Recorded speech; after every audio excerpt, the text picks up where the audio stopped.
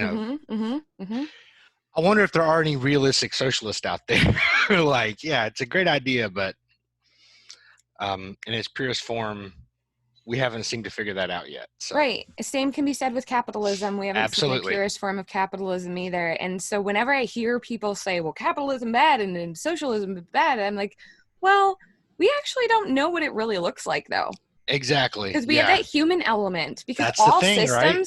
all systems are perfect, but Hmm. we make it not perfect. That's right. Yeah. Yeah. And we Yeah. find a way to leverage, power dynamics, the powerful do at least, to, Yes. make things work in their favor in all systems. So I agree. Yeah.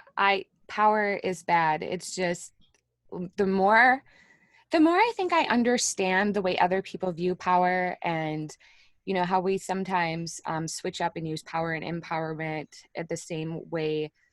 I don't know. I think when I think about power, I always see evil. I always see corruption. And I think, who would ever want that kind of power?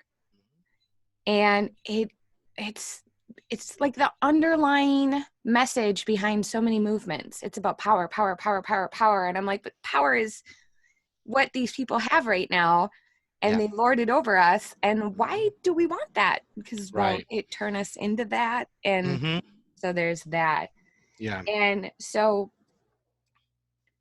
excuse me. And that's kind of where my post today was kind of going, Hmm. is kind of bringing to light ideas similar to that, like like resist, resist, resist. And I'm like, well, sometimes we're just supposed to surrender. Mm. And, that looks like weakness. That looks like being Right. a doormat. That looks like being a pacifist. But Right. sometimes it's like, this is a battle I don't want to participate in, or this is a battle I know I'm not going to win. Hmm. And so it's like, what can I do instead that impacts my direct proximity, that actually does put something positive into Sure. the universe? Yeah. And hopefully that kind of works its way into this bigger problem at some Yeah. point. No. You know Yeah. what I No, I mean? get that. Yeah. I was actually talking to someone earlier today, and not necessarily about that, but just thinking about how overwhelming it is sometimes to think about all the corruption in the world, and there are places like even the corruption we deal with right now, as bad as it is. There are places in this world where like some really, really bad shit is happening, like some Yeah. really crazy bad shit, Yeah.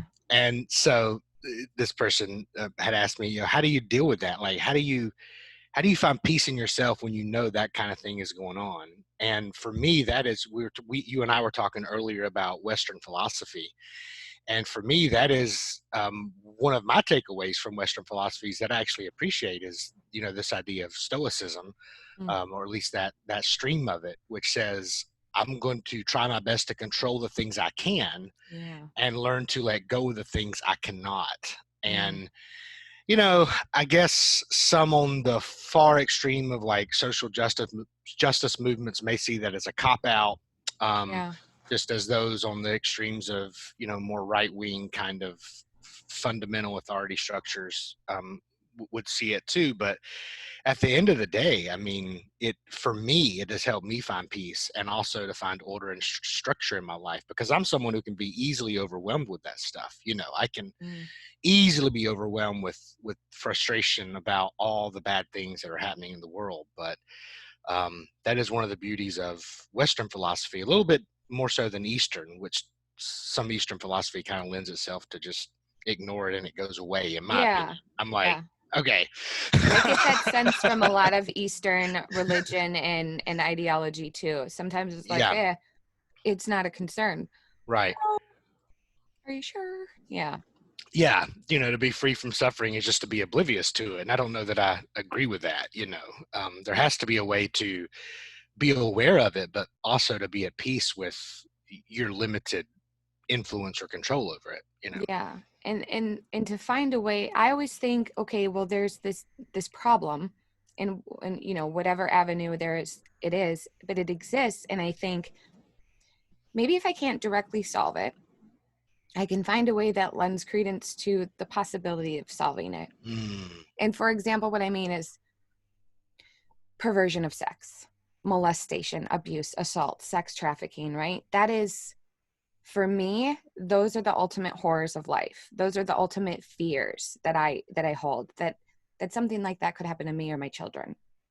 And instead of letting that fear overwhelm you, because I mean, I'm a mom, number one, so I'm always worrying and I'm always presupposing and I'm always trying to, have that sixth sense of, oh, is someone going to get hurt today? And I want to try and, Right. prohibit that from happening. But, you know, there's a way that you can take that worry and put it into something useful. And so for me, that was like, okay, well, this is my ultimate fear.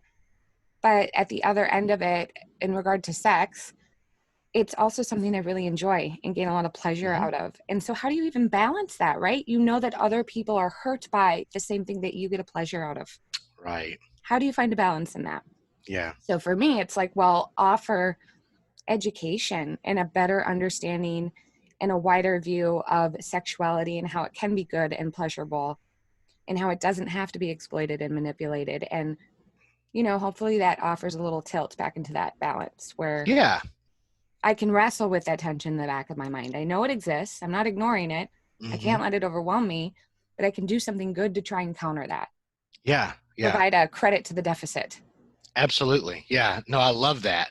And I was just thinking as you were talking, I think a lot of movements, and of course, I'm most familiar when it comes to, conversations around sex, around what we have historically seen, how we've historically seen it talked about within the evangelical church. And I think, or even in a lot of iterations of Christianity that aren't evangelical in nature, how that the way that problem has been dealt with is, well, we just won't talk about sex, right?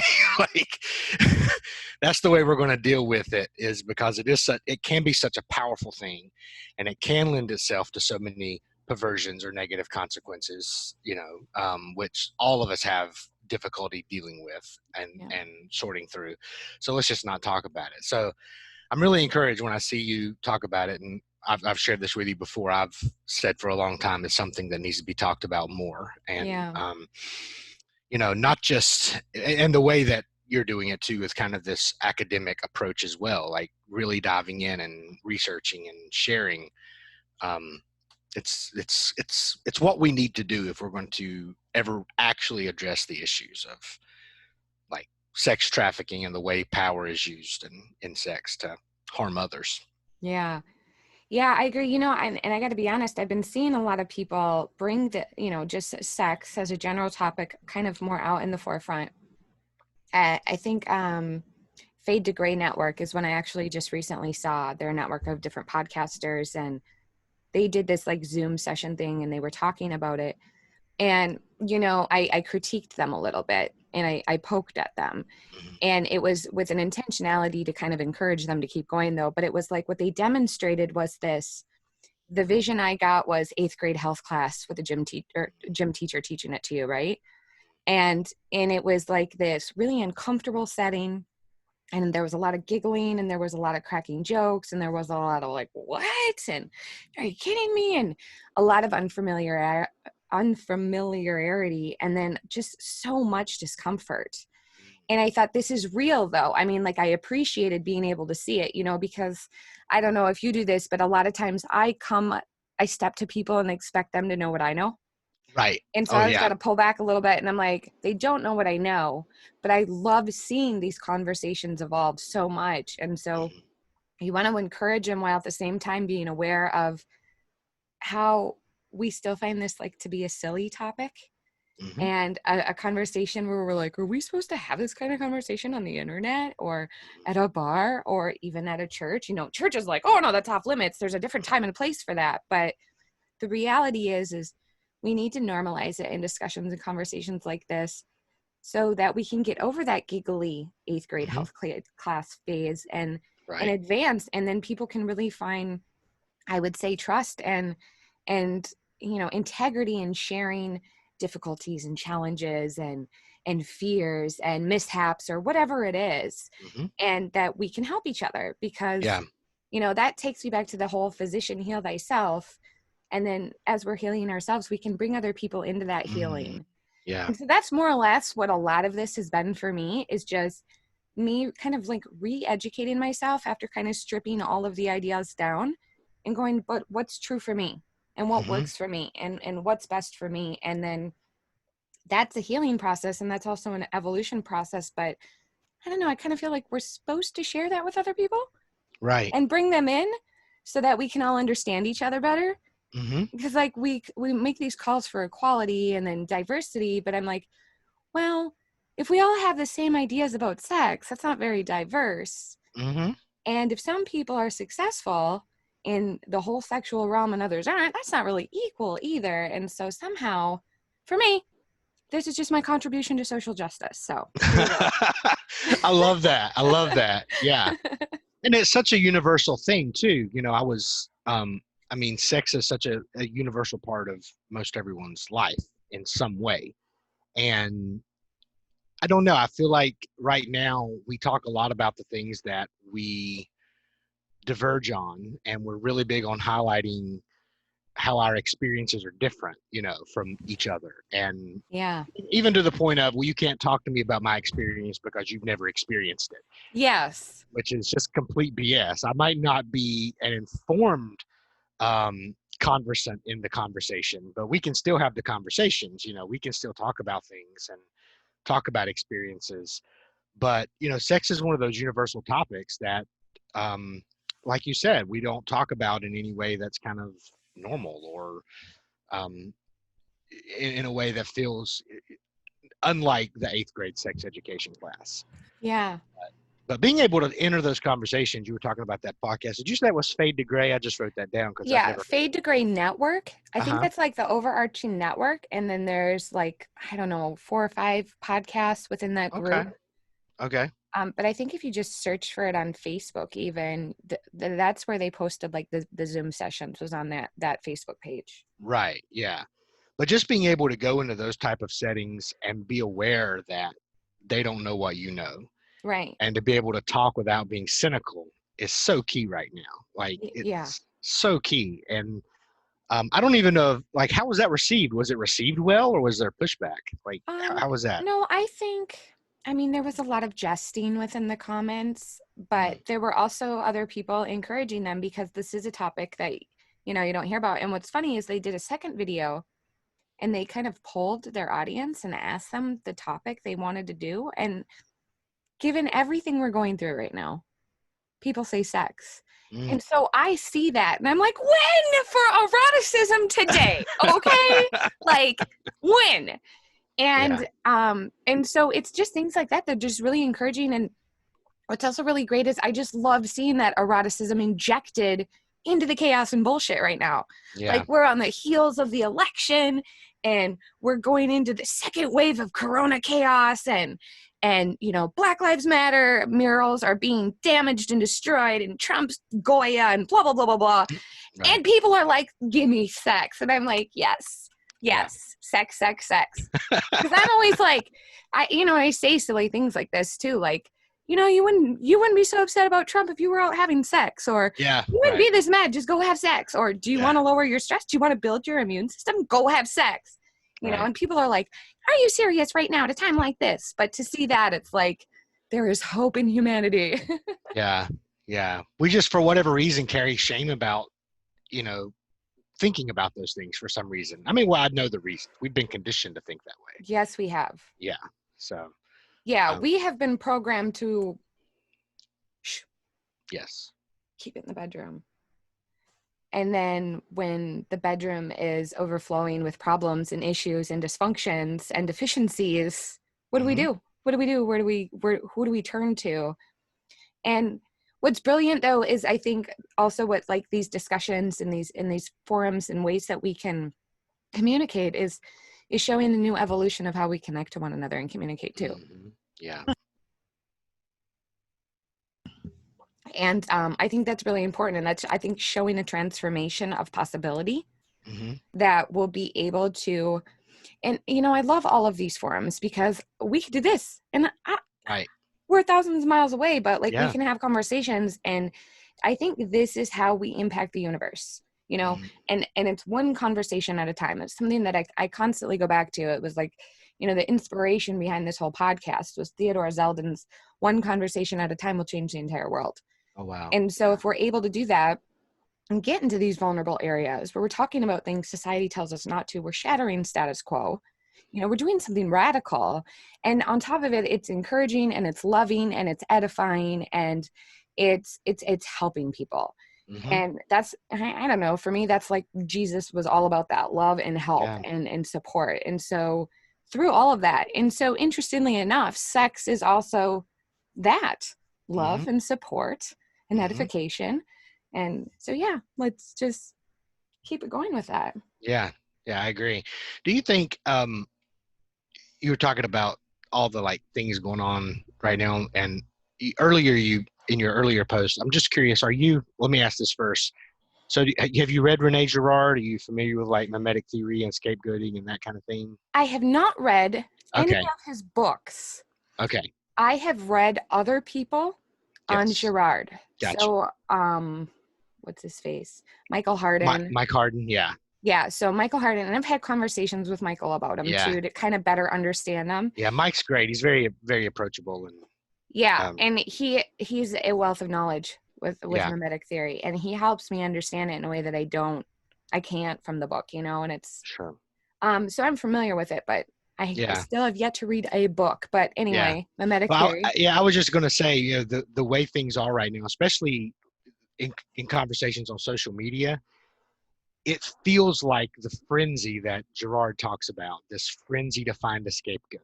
And it's like the goalposts are always moving and the target keeps moving and everybody's playing the game now. Everybody knows how to do it. Even the powerful, like Trump. We're all trying to troll one another, it feels like. I know. And, and that's why I have very strong feelings about many things. Social justice, I have very strong feelings about many things, in the political world. And I used to share a lot more than I used to. Like if you go back to a lot of my stuff from like 2013, 2014, but it felt different. It did feel different. It felt like you could say something and you weren't going to be threatened. Yeah.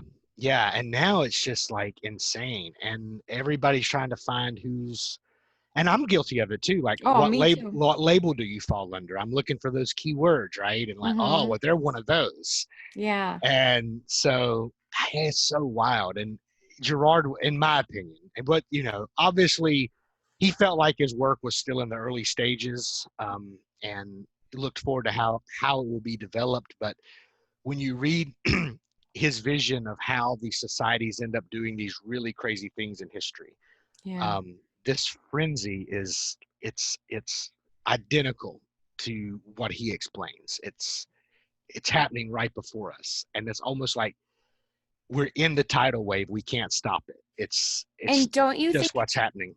It's even compounded more because of the technology that we have available to us. We can get not just one reflection of another person to imitate.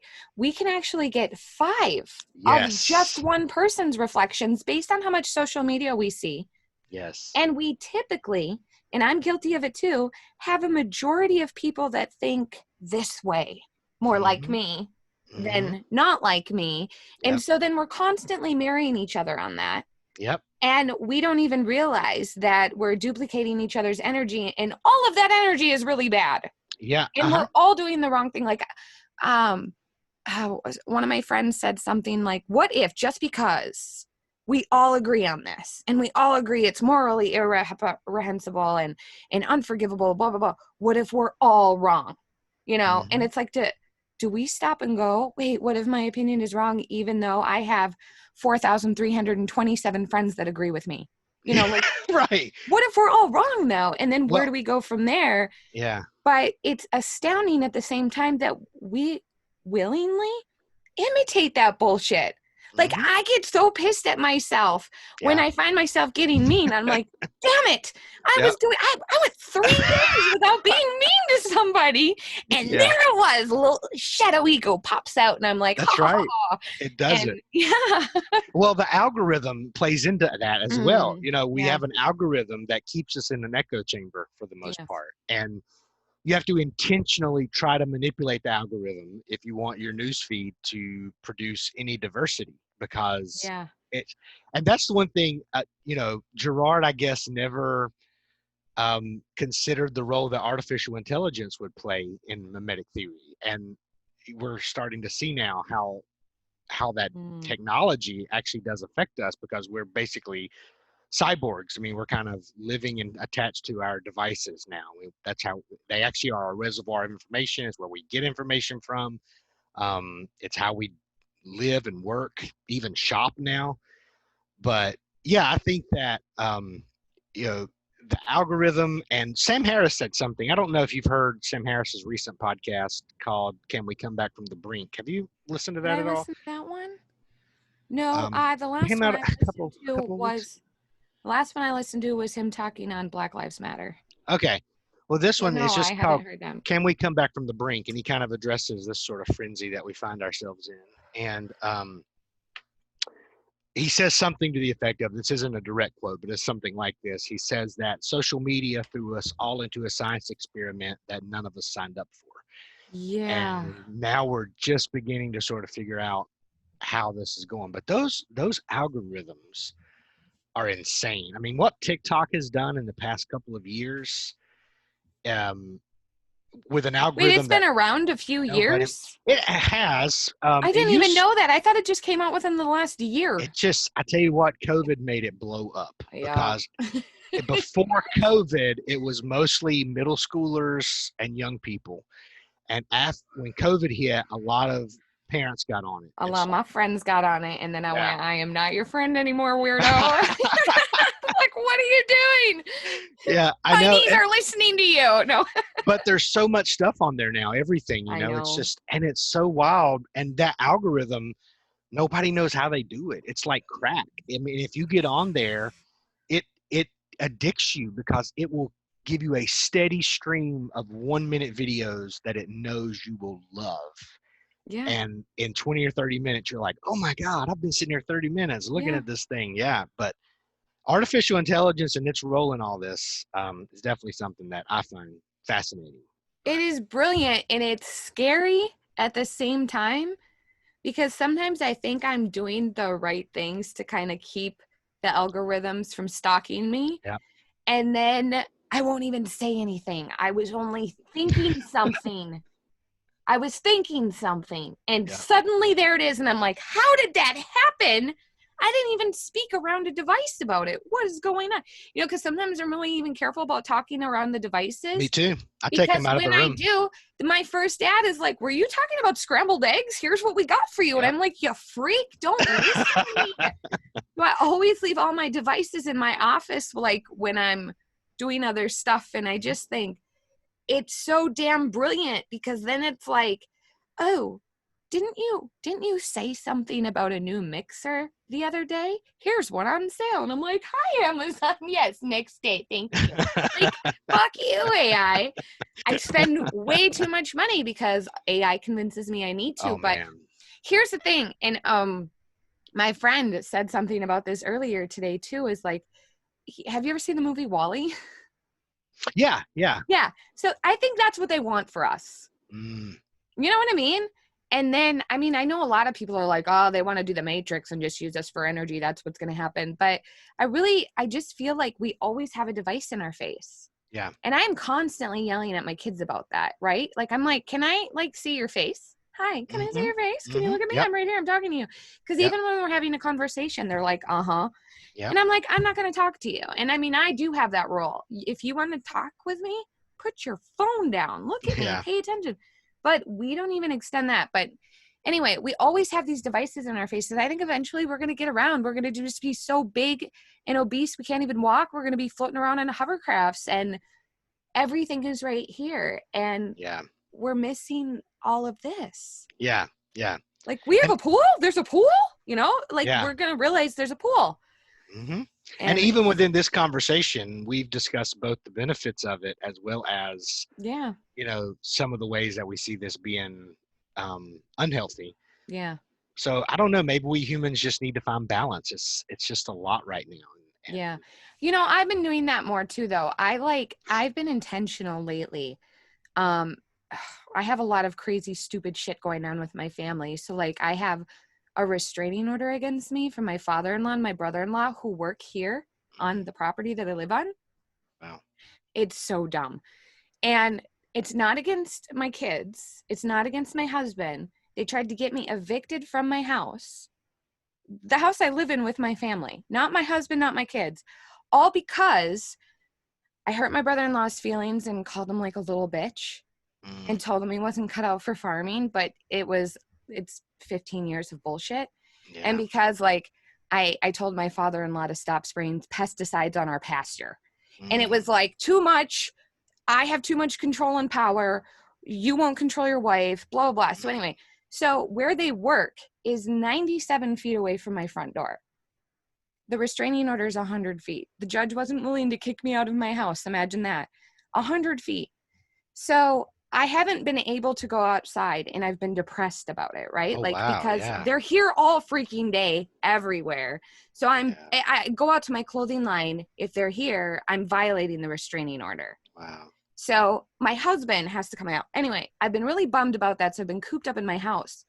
But I went to, and I appealed it on Friday. And I just was like, at this point, I don't care. They're not going to keep me forced in my house. And I correctly measured everything. So I know I'm not violating anything.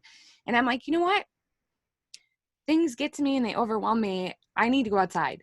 So my point is that I've lately been intentional about getting outside. I think we don't get Mm. outside a lot Right. and we need the sun. The sun Yeah. literally heals us. It's the weirdest thing. Hmm.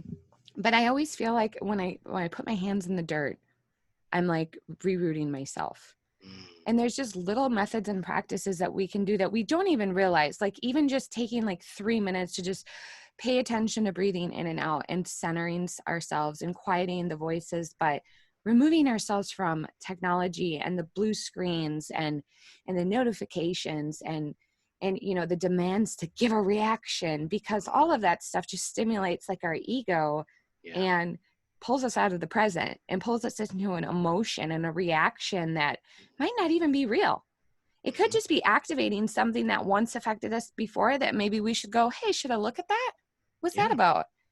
And I don't know, when I go outside, I feel like my thoughts just kind of float around in the wind and they come back in a way that I can see things clearly. So I Hmm. think we do. We to find that balance, I think nature is the answer. I think that's why, you know, it's so important to us too. Like that's why we have this ritualistic sacred sense about our planet that Hmm. it provides for us, and so we need to ensure that it's here Right. and that we're taking care of it, but we also need to be connecting to it. Like it's one Hmm. thing to be like, I care about the planet, but are you connecting to it? You Hmm. know, you can care about the planet all you want and make sure that you know buy organic and da da da da da, but if you're not connecting to it, Hmm. Yeah. you're missing the healing benefit of it all. Right. Yeah. Yeah. Which is like, I mean, it heals you. It helps you. It helps you process vitamin D too, right? Like sunlight Yes. helps you with vitamin D and all that kind of thing. Yeah, And I think. us northerners suffer from a vitamin D deficiency, so we should Oh definitely be wow. outside more. Yeah. Yeah. So, Yeah, I think I know like when COVID happened in our neighborhood, I've started to see more people out. And mm, when I've went to parks and hiked the ones that have been open, because that's one thing I did early on in COVID because everything else was shut down. So I would just go hike. Um, there was more and more people out there, and you could tell that it was like their first time. You know, like they were just first getting acquainted with the park and the trails and all that kind of thing. So um, I do see, at least like in my neighborhood, a little bit more of that. Even in my own family, my wife and I, we spend way more time on the front porch than we ever did, and that's because during COVID we were actually home a lot together. And after a while, it's like, well, let's go outside and let's sit out here. yeah. But yeah, you're so right, and maybe that's part of the answer to finding balance is not let me rephrase that, is being careful not to divorce ourselves totally from things that are more natural, Yeah. whether that be things like sex or whether it just be getting outside and getting our hands in the dirt, those Yeah. things that are very primitive and are very much part of what it has meant to be a human up Yeah. until this point, even though most people don't need to farm, or at least they think they don't. They might one day, No. but I don't want to. It's not lucrative. yeah. So maybe that's part of the solution to it all is not stepping away too much of those things that are very natural and innate to our humanity. Um, Yes. but I don't know. Yeah. I was curious too. I was just talking about how you noticed how people were out in nature. Did you notice at all? I noticed this. It seemed like we were starting to go back out. Did you notice people were more willing to small talk with you?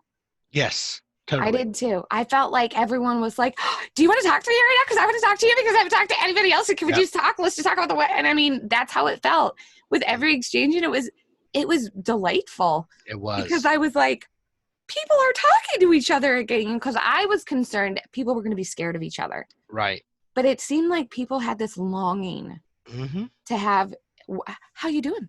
Yeah. Oh, I'm just stocking up. Don't mind my full cart. Anything to just Yeah. spark a conversation and have that Yeah. exchange with someone else. I thought it was actually really incredible. And even still, I find that when we go out, everybody's just so chatty lately. And I just think, I miss these days. I remember last year thinking everybody's so stern and serious and nobody smiles at each other and nobody's Mm-hmm. talking. And it feels like that's maybe a silver lining of all of this. I mean, one Yeah. of them. I know there's Yeah. plenty more, but I noticed that and I thought it was really kind of Yeah. fascinating. No, I did too. I mean, even on hiking trails, and when you said that, I immediately remembered. I mean, one of the times I went and hiked, I probably had in 2 miles 3 or 4 conversations with just random people.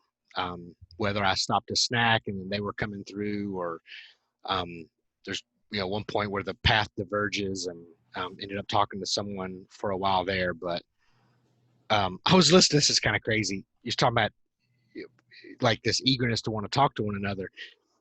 My daughters were listening. I think they were watching Glee earlier, the TV show, and Mm. they were singing the song "A Few of My Favorite Things." And one of the lines, and I googled it just to make sure I heard it correctly.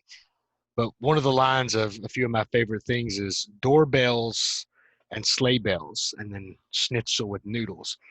But I just found it interesting that doorbells was one of the things that was, a favorite thing back when this song was written. It was written, I don't remember when, but Quite some time yes, ago. some time ago, right? So I was Yeah. going to see if it said the year, but um, now, Doorbells. yeah, right. Like, and why is that? People coming to visit, people dropping by, and Yes. we used to get excited about. I mean, I remember even, and I was raised in the '80s.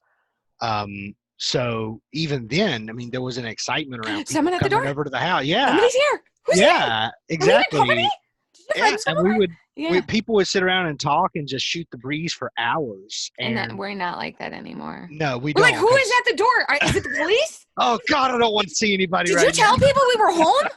I ignored their call. That's what we do now. That's right, totally. Like, oh no, it's anxiety inducing when we hear the Yes. doorbell now. Or when we hear the phone ring too. I'm not Yeah, someone's calling me to like yeah, talk. yeah. I want to talk. Nope, Yeah. It's I weird. feel that, and it's just different. It's just a different time. But I miss, we do progress and we do evolve as people, but um, I do miss a lot of those things. I miss being able, and I think you and I may have even had this conversation on Facebook, or at least on one of your posts, just about how used to people could just sit around and just BS and not worry about being right or wrong, but just Yes. talk, Yes. about crazy ideas sometimes. My dad and people from the church would come over, and I would hear some of their conversations, and they would talk about everything from UFOs to the Bible to politics, and had some of the craziest ideas, but it was Yes. just fun. It's just fun to talk, and we don't I don't know. I don't think we have very much fun talking anymore, especially on social media. Feels like No. it It feels like you're feels always like on trial. yeah, and you have to you have to really kind of have a talk with yourself, like, are you going to get into this? Because Hmm. if you get into this, you're going to Yep, get into this. that's right. And so you have to, and I feel like so many people come like prepared with like all this argumentative ammo, and I'm like, dude, it's just an opinion. Yeah, Like, it's okay. yeah. Just, it's not that serious. Hmm. And when people get too rowdy with me, people say it's my cop out and they're like, you're such a troll, that's your cop out. But it's the way I try to end fights is I try to be funny. Mm-hmm. And my husband hates it, but he still loves it. Yeah. And it's always dirty or sex related, right? Because I just want to be like, God, this person is so damn mad right now. And I'm so not that mad. And so I'll say something like, it's been a long time since you had sex. I've seen you say Or, that you before. know, and people get so mad, and then they get even more mad. And I'm like, yeah, that's what it is. Because I'm over here like, I get mad about things, I emotionally react. And then I'm like, Danielle, settle, you know? And 99% of the things I get upset about, I let go within like 10 minutes. I'm over it. Sure. Yeah. But and that goes back to what I've said. If we had more sex, we wouldn't be so outraged about everything. Like we've turned outrage into the orgasm. And I'm like, can we get back to the real orgasm? And so that's what I try and do though. Like that's the way I'm letting you know. I really appreciated all this, but I'm going to leave you with a joke. We're going to calm the hell down. Because people take, it's like, something really ridiculous like, well, I don't think it's fair to say about all Trump supporters that they're that and they're just like ingrained in their soul that you've betrayed and violated everything that they believe. And I just think this is over a president that we're getting this. Like my grandfather punched a dude over the fact that like he decided to vote for Trump instead of someone else. And I'm like, wow. You're like 60, dude. What are you doing? Like, you can't just punch people. And I think that's where it's escalated to. So I always try and dip out with a joke and some humor, and so that it doesn't have to be left at the only thing left to say is fuck you, you're an asshole, you're a racist, you're a bigot, I hate you. You know, it's like, I'm going to make you go think about sex. How about that? And maybe that'll work. That's my little sprinkling of sex there. Yeah.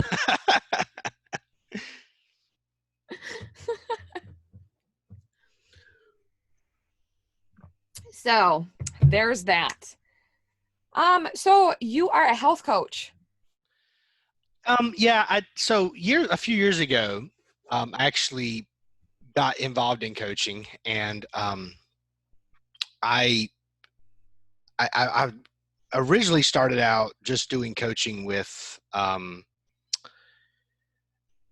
like ministers and churches and that kind of thing, other leaders within that, because I mean that's my background. I was going to, even today in the conversation we had on Facebook, say, hey, listen, this is probably a lot of my classical training, biblical training background coming up, because I mean I went to seminary, and even though it was a more moderate seminary, it's still kind of the classic, track or whatever. So that's really the world I operated in. You're gonna flex your scholar muscle there.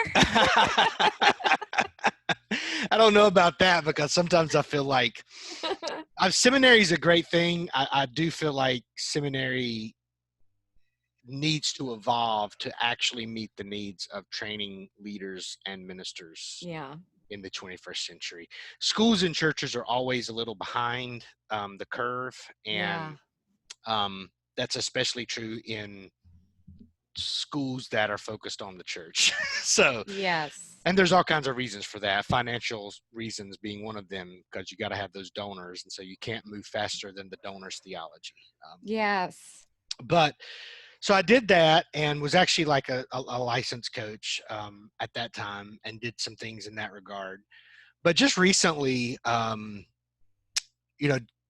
COVID, and I've talked a bit publicly about my struggle with depression last year, which was really, really rough. And I mean, I was sick. I was really sick. And part of the way that I have found health, or at least survived, has been to focus on my physical health. So, I've learned some things, I've picked up some things. And so I'm kind of using my coaching background, as well as, the journey that I'm on, to offer that to others who might be interested in changing the way that they approach health and that kind of thing. So I like that. That's what I'm doing with that. Yeah. And it's a new endeavor. I've actually got a couple of new endeavors going on. That's one of them, but yeah. And do you incorporate your Christianity into it? Or do you kind of segregate a little bit there? I mean, to a degree. So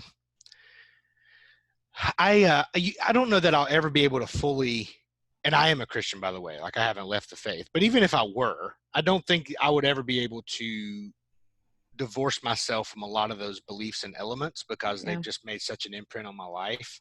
Yeah. Um, I was raised in the Pentecostal church as well. And so um, I often get asked, are you still Pentecostal? And I'm like, I don't know that you can ever not be, because there's so much of that, good and bad, that leaves an imprint on you that, it's always there. It's always present. But it's not really something that I feel, like I'm not a Christian health coach or, Yeah. something like that. Yeah.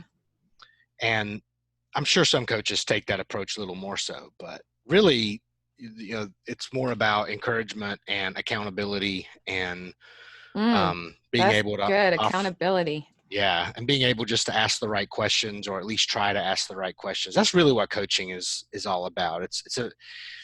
Um, it's a process, and Yeah. it's not saying you have all the answers, but that you're on the journey with them. And yeah. I used to be really skeptical of coaching. Like I was Mhm. like, there's a life coach and Yeah. there's a this coach. And then I did life coaching with Jamal Javanji. Mm. And I like when I first was introduced to him, I couldn't even stand him either. And I'm like, he's so fucking cheesy. Are you kidding me? But I don't know what it was. Like there was something about him. And then he showed me coaching from a different view. And then oddly, I started getting really close to these other people. And then I'd find out that they're a life coach. And I'm like, what? I'm friends with all these life coaches all of a sudden. What's going on? But Yeah. I agree. And for so long, I was like, people don't need a coach. Da da da da da. That's just a gimmick. They need a therapist. But I thought, nah, this is a new transformation of therapy too. Yeah. And Totally. what it is more so is it's not like it's different than just a patient-based relationship. It's someone who is working with you directly and trying to authentically know who you are and curate something to help you specifically, which I think is so much better. I mean, because that's what I have to do with homeschooling, right? Like each kid is different. Each kid has different, challenges and is proficient in other things. And so you have to curate to that. And I looked at it under that lens, like this is like what I do at home with my kids. That I like this. Um, but I think that if we were willing to coach other people, and whether it be get licensed or not, I think we need to take on that persona once in a while with Totally. people. Yeah. That's what people want to be validated. They want to be Right. they want to be heard. Yeah. And they want to be known. They want to be understood. And I think that coaching provides that. But the one thing that I didn't expect was, well, there was an inkling inside of me where I was like, I want to do this. But then I was like, no, I don't. Not, I need to learn shit first. And I've had a lot of people go, will you be my life coach? And I'm like, no, you don't want me as a life coach. I'm a shitty mom. Come on. No. Are you kidding me? Ask my older kids. I fucked them up big time. I thought this is what we need to be for people. Yeah. And it's a connection you make through coaching Mm-hmm. that you can actually, and anyway, so I was a skeptic and I was like critical and condemned coaching. And then I went through it myself and it like really changed me. And it took me out of that expectation that in order to help somebody, you have to be an expert and you have to Right. have all these fancy degrees and all these letters behind your name and know all this shit. But you really don't. All you have to do is listen to somebody. That's what makes it, I think, so attractive to those who've actually done it, is that people want to be heard. And also a good coach is going to help you discover that a lot of the answers are within you. Like you have Yes. the answers. You Yes. just need some help getting to them. Yes. Yes. And there definitely is that therapeutic dynamic. I had a very similar experience. So I was very cynical. I was cynical because the first life coaches I saw were all prosperity preachers. It's like Paula White, TD Jakes, life coach. Yeah. And I actually think what they do is not actually life coaching. It's something quite different. But so then I had a coach, Eddie Hammett was my coach, and he's a phenomenal coach. But in that process, he was saying, I think it was him, or when I was doing some coaching certification, they talked about coaching and therapy, how similar they are, but therapy tends to ask a lot of questions about the past and Mm-hmm. tries to resolve those issues, whereas coaching looks forward. Yes. And then, of course, there's spiritual direction, which is also kind of in the same camp, spiritual direction, but it looks up. Mm, So therapy back, coaching forward, spiritual direction up. I And like so that. that's kind of one way I explain it to people to help them understand what it is. Because some people who want coaching, they think it's that you've got the answers and Yeah. you're going to come in and tell them how to do it and get, train them, but that's not what it is. This is more like one of my clients one time said, I feel like I'm playing racquetball and you're on the court with me and we're just both volleying the ball back and forth. Mm, And that's what it's about. It's about a good coach is going to get on the court with you and help bounce ideas around. Just, you know, yeah. ask some questions that don't work, ask some questions that do work, but just keep trying until we help the client uh, find some of the answers that they're looking for within themselves, come up with answers themselves rather than relying on Yeah. an expert. That sounds like something that Matt Kahn says. Are you familiar with him? I'm not. No. Oh, he's like this spiritual dude. Okay. Viral. How do you spell that? Matt Kahn, Kahn. Kahn. Okay. But he says something similar. He says the answers are all within us. The answer to every question we have is already within. Mm, And sometimes we just need other experiences and exchanges to help pull those answers out. And they don't always come to us exactly when we ask the question. But eventually, if we pay attention, all the questions we've asked have been answered or will be answered. mm-hmm. But I especially think that coaches do help you. That's the one thing that I always liked is Jamal would, ask me a question and I think, I think I've been asked a question like that before, but it just sounds different now. Yeah. And now I understand it. And so, Mm-hmm. and I think that just kind of parlays in really well with this whole movement and evolution of connection and kind of Yeah. aim toward that whole collective consciousness. We have to Mm-hmm. listen to each other and see each other and let other people be heard. And sometimes that means that, the best way you can help somebody sometimes is just to offer them your silence and let them go on and on and on. How many conversations I've been a part of where I actually didn't talk. And at the end of it, they're like, thank you. Yeah. Oh my God. And you're like, yeah, Yeah. yeah, yeah. It's like, it's the best experience ever too, Mm-hmm. because you're like, all I had to do was just be open to you. And if we could pay that forward everywhere, Mm-hmm. so yeah, so that's And good. maybe that is a way that we're finding connection. I mean, I've heard cynics in the past talk about therapy and how, used to you'd talk to a friend, now you have to pay someone to talk to them. Yeah, And I get the cynicism behind that, but if it's helping and if it's giving people a place that is safe where they can be heard and process, and if that's hard to find, then we do need to find ways to create it and to make those. yeah, So yeah, maybe that's one way we're doing that. I don't know. yeah. Well, hopefully we continue to evolve and progress with new ideas that are, I would say, inclusive and intimate. I think Hmm. intimacy, if we aim towards intimacy, that will be able to kind of help heal Yeah. more people. Yeah. Yeah. You Okay. c- do you Oh, see vulnerability as part of intimacy? yes. I Yeah. think you can't really be vulnerable without it being intimate. I mean, you're Yeah. kind of exposing a truth of yourself to someone. So Hmm. you really have to develop some kind of a trusting connection, to be able to peel that stuff back, because I mean, what I've said this over and over, it took a long time for, my husband to feel comfortable with being vulnerable with me because I was always so like, don't talk about shit like that and don't bring that crap up and that's not what the Bible's okay with and da da da da da da. Hmm. But you have to get to that point where you're like, wait, I like said for better or worse and till death do us part. And there should be nothing that I'm willing to, you know, heap shame over somebody for that I claim to love. And, Yeah. so, but even beyond that, not just with partners, I mean, that's how we develop the connections is we show them that we're open to that. Hmm. We give them our proximity and we, include the senses in that too, in a lot of aspects, but just being able to, hold space for each other. I think that's intimate and that allows the space for the vulnerability to just kind of pour out and you Yeah. get to really reveal yourself to another person. Yeah. And I ask that because I feel like that's something that there's a lot of defensiveness, Yeah. and it's intimacy can't be reached if we're not willing to expose some of ourselves Yeah. and to be vulnerable, to Yeah. put ourselves in those positions where we might get hurt, and um, but to learn to trust one another in that way, I think is important. But just I agree 100%. yeah, I would love to keep talking with you, but I want to be mindful of your time. okay, And oddly, I have to pee at the end of this recording, which is weird. My other host, though I was on someone else's podcast, he's like, "We're gonna wrap this up now because I gotta pee," and I'm like, yeah, "It's a good way to end a podcast, buddy." right, Um, but I just want to say thank you.